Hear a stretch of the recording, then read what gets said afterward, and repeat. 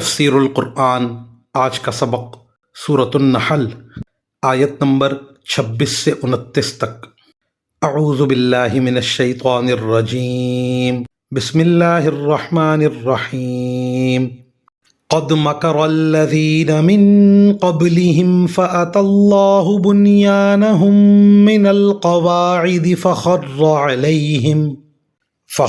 علیہم السقف من فوقہم وأتاہم العذاب من حیث لا یشعرون ثم یوم القیامة یخزیہم ویقول این شرکائی الذین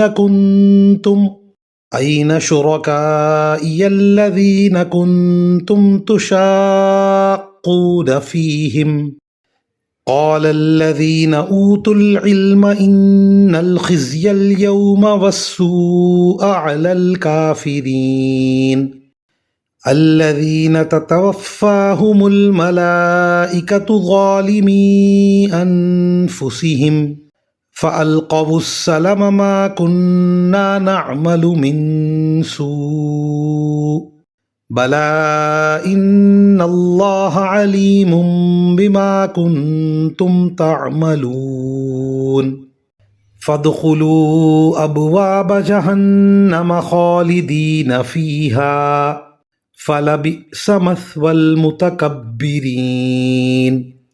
ترجمہ: ان سے پہلے کے لوگوں نے بھی مکر کے منصوبے بنائے تھے، پھر ہوا یہ کہ منصوبوں کی جو عمارتیں انہوں نے تعمیر کی تھیں اللہ تعالیٰ نے انہیں جڑ بنیاد سے اکھاڑ پھینکا، پھر ان کے اوپر سے چھت بھی ان پر آ گری اور ان پر عذاب ایسی جگہ سے آ دھمکا جس کا انہیں احساس تک نہیں تھا۔ پھر قیامت کے دن اللہ انہیں رسوا کرے گا اور ان سے پوچھے گا کہ کہاں ہیں وہ میرے شریک جن کی خاطر تم مسلمانوں سے جھگڑا کیا کرتے تھے۔ جن لوگوں کو علم عطا ہوا ہے وہ اس دن کہیں گے کہ بڑی رسوائی اور بدحالی مسلط ہے آج کافروں پر، جن کی روحیں فرشتوں نے اس حالت میں قبض کیں جب انہوں نے اپنی جانوں پر کفر کی وجہ سے ظلم کر رکھا تھا۔